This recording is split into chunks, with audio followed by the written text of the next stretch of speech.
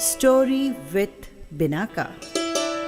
सुनिए कहानी बिनाका की जुबानी। तो लीजिए, हाजिर है आइसलैंड की लोक कथा चम्मच का सूप।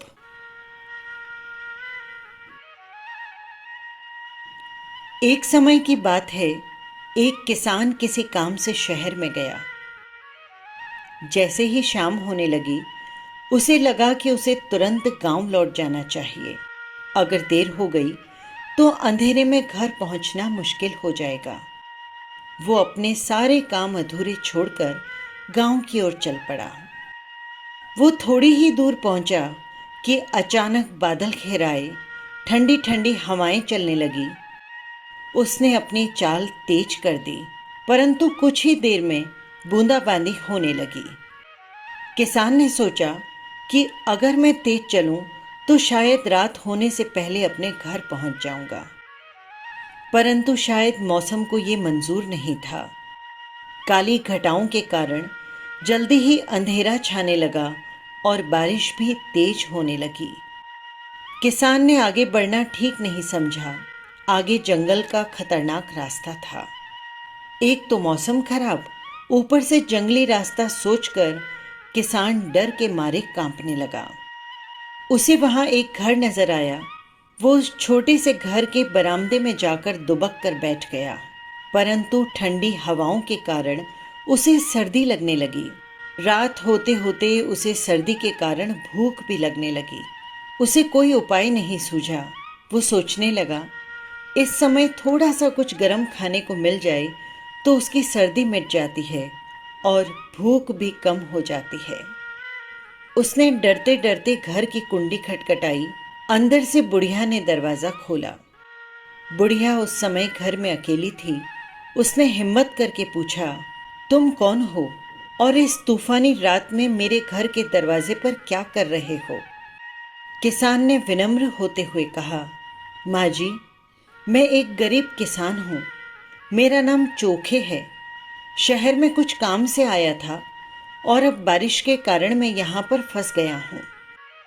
बुढ़िया हट्टे कट्टे जवान को देखकर भीतर से घबराई जरूर, परंतु ऊपर से हिम्मत दिखाते हुए बोली, तो मुझसे क्या चाहते हो तुम? माँ जी, मुझे बहुत ठंड लग रही है और साथ ही बड़े जोरों की भूख लगी है। अगर आप मुझे अंदर आने देंगी और कुछ खिला देंगी तो मैं आपका एहसान जिंदगी भर नहीं भूलूंगा। बुढ़िया ने उसे टालने की गरज से कहा, चोखे, मेरे पास आज खाने को कुछ भी नहीं है, वरना तुम्हें कुछ न कुछ जरूर खिला देती। चोखे को दरवाजे से ही सामने रसोई में पड़ा एक चम्मच दिखाई दिया।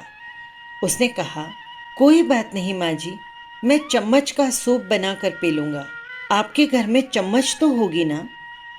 रसोई में चम्मच सामने ही पड़ा था, अतः बुढ़िया कुछ बहाना न बना सकी।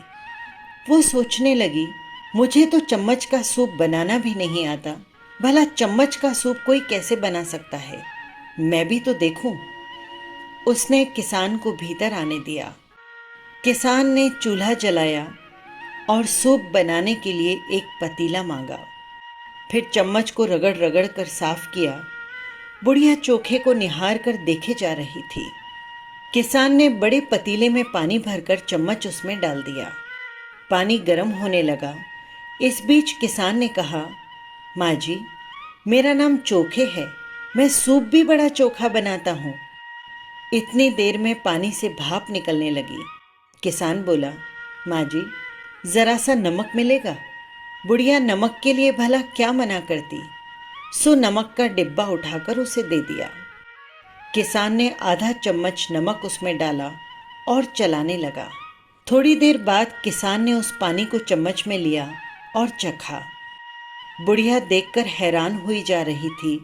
इतने में किसान बोला, सूप तो बड़ा ही स्वादिष्ट बन रहा है, लेकिन इसमें कोई सब्जी पड़ जाती तो मज़ा आ जाता। कौन सी सब्जी चाहिए? एक दो सब्जी तो है मेरे पास, बुढ़िया बोली। किसान बोला, टमाटर, लौकी, कद्दू, आलू कुछ भी चलेगा माँ जी। बुढ़िया ने सोचा, चलो आज नया सूप सीखने को मिल रहा है, तो उसने 3-4 टमाटर किसान को दे दिए। किसान ने उन्हें चाकू से काटकर उस पानी में डाल दिया और चम्मच को दबा दबाकर चलाने लगा। किसान बोला, आज तो वाकई बहुत स्वादिष्ट सूप बन रहा है, बहुत अच्छी खुशबू आ रही है, मैं अभी आपको चखाता हूँ। बुढ़िया मन ही मन खुश होने लगी कि आज उसने चम्मच का सूप बनाना सीख लिया।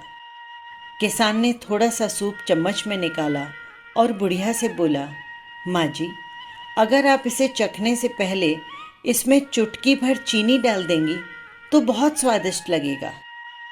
बुढ़िया ने उसे चम्मच भर चीनी दे दी।